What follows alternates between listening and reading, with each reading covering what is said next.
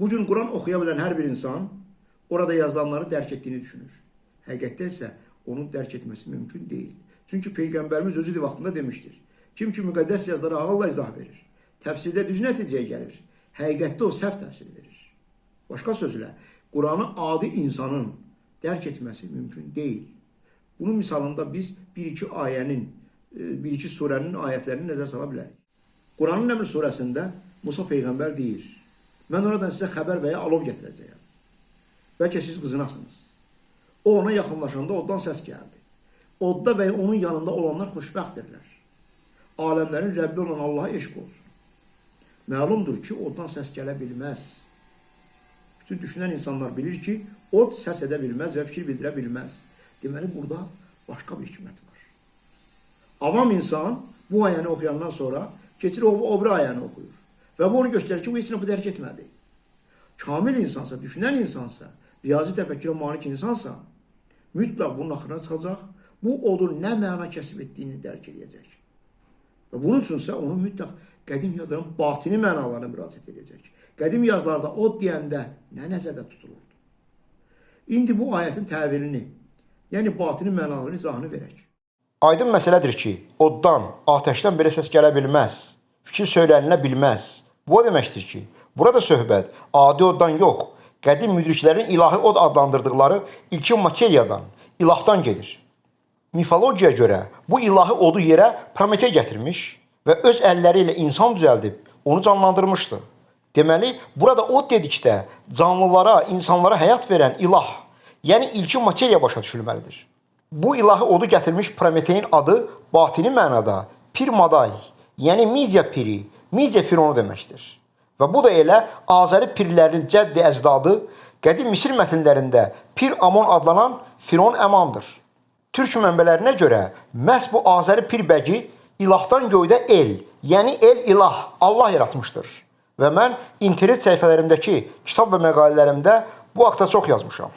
Tövratda Midiya eli İsmaillərin Gelat eli adlanır və bizə bu el Azərbaycanın Xilat Atabəcilər ailəsinin malikanəsi kimi tanışdır. Əhd-i Ətiqdə Allah bu eli mənim Geladım adlandırır. Və bu da İsmaillərin bu elinin elə Allahın, yəni onu yaratmış Pir Əmanın eli, beyti olması deməkdir. Quranda Allahın xelatdakı bu cənnət evi Xuld cənnəti adlanır. Və bu kitaba görə ilahi oddan yaradılmış bu cənnət binası İbrahim Peyğəmbər üçün yaradılmış və o bura atılmışdır. Və bura təhlükədən uzaq bir cənnət ölkəsinə çevrilmişdir. Başqa sözlə, İbrahim Peyğəmbərin atıldığı odlu cənnət beyti elə Quranda Xuld cənnəti adlanan Atabəclərin xelat evidir. Qədim miniatürlərdə oddan yaradılmış bu cənnət evi həm də cinlərin məkanı kimi göstərilir. Bu isə o deməkdir ki, Musa Peyğəmbərlə danışan od ilahi oddur, yəni ilkin materiyadır. Və Musa Peyğəmbər də göydə ilahdan el, yəni el ilah, Allah yaratmış Pir Amonun obrazıdır. Tövratda və Quranda Firon Amonun, yəni Pir Əmanın ruhu Musa, Moşe, Aşem, Sim və s. adlanır ki, batini mənada bu rəmzlər teurgiya ilə yaradılmış ruh deməkdir. Başqa sözlə, Musa Peyğəmbər dedikdə sufilər Pir Əmanın göydə ölümsüzlük qazanmış ruhunu nəzərdə tuturlar. Musa Peyğəmbərin doğulanda səbətə qoyulub Nil çayına atılması və sonradan xilas olması onun Nuh Peyğəmbər kimi gəmidə, göy okeanında axirətə qədər qalması və axirətdə Mehdi obrazında gəlməsi anlamındadır. Quranda Allahın ruhunu daşıyan bu səbətin və ya gəminin axirətdə gəlməsi haqda yazılır.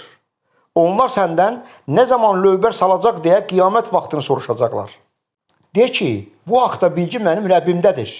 Öz vaxtında o, onu açacaq. O göydə və yerdə çox ağır bir işdir.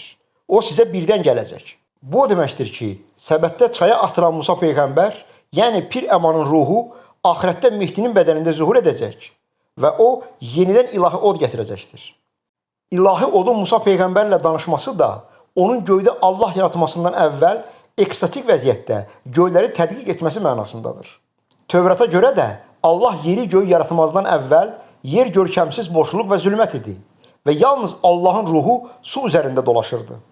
Allah ruhunun məhz bu dolaşmasından sonra o, işıq olsun, dedi və dünyanın yaradılışına başladı.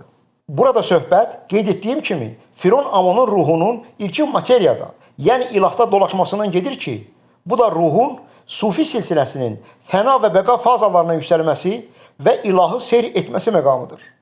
Quranın Taha surəsində bir yamanın göylərdə, yəni ilkin materiyada, ilahi odda dolaşması haqqında yazılır. Budur, o od gördü və ailəsinə dedi, dayanın, mən od hiss etdim. Bəlkə mən oradan sizin yanınıza məşəllə qayıtdım və ya onun yanında düz yol tapdım. O onun yanına yaxınlaşanda deyildi.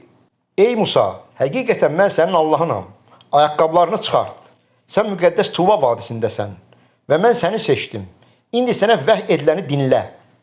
Burada Musa Peyğəmbərin od görməsi onun ekstatik durumda, yəni sufi silsiləsinin fəna fazasında ilahı görməsi, onunla vəhdətə nail olması anlamındadır. Bu vəhdətdən sonra Allah ona, ey Musa, həqiqətən mən sənin Allahınam. Ayaqqabılarını çıxart, sən müqəddəs Tuva vadisindəsən deyir.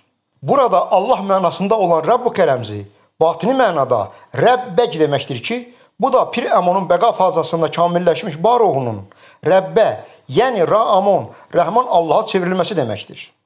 Deməli, Musa ilə danışan Allah bəclik məqamında göydə ölümsüzlük qazanmış Pir Əmonun ruhudur. Buradakı İnnəkə bil vadil müqəddəsi Tuva sözlərindəki İnnəkə rəmzi batini məntiqdə Nun ki, Kənan, Xanan və sair mənalarında göydə yaradılmış və iki dünyanı, yəni cənnəti də əhatə edən kosmik Allahdır. Mən Velikaya Tayna İudaizma İudeyev Xazari adlı məqalədə bu haqda geniş yazmışam. Vadil və Tuva rəmzləri də batini mənada beyt, yəni Allahın evi mənasındadır.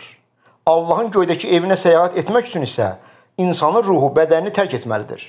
Bu ayətdə ayaqqabı mənasında olan naleyk rəmzi batini məntiqdə anleyk, yəni ilahi an, ilahın yaratma anını, məqamını bildirir ki, məhz bu anda ilahın bir damlası ana bətninə düşüb körpəni canlandırır.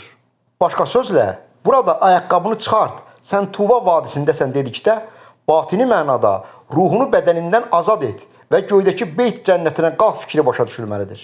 Bundan sonra Allahın mən səni seçdim, indi sənə vəhy ediləni dinlə deməsi Musa Peyğəmbərin obrazının axirətdə Allah tərəfindən Mehdi obrazında göndərilməsi anlamındadır. Məhz bundan sonra Musa Ruhul Əminin ərəb dilində onun ürəyinə endirdiyi vəhləri qəbul etməyə başlayır. Bütün bunlar o deməkdir ki, Quranın əsl, batini mənalarında söhbət Pir Amonun, yəni cəddi əcdadımız Firon Amonun göydə ilahdan el, yəni cənnət vilayəti, ruhlar dünyası yaratmasından gedir. Quranın, Tövratın 7 qat dərin batini mənaları da 7 günə yaradılmış kosmik Allahın yaradılışının izahına həsr olunmuşdur. Bütün bunlar haqda daha ətraflı məlumatlar, təkzib olunmaz faktlar və mənbələr internet səhifələrimdəki Batini Quran və digər kitablarımda və yüzlərlə elmi məqalələrimdə var.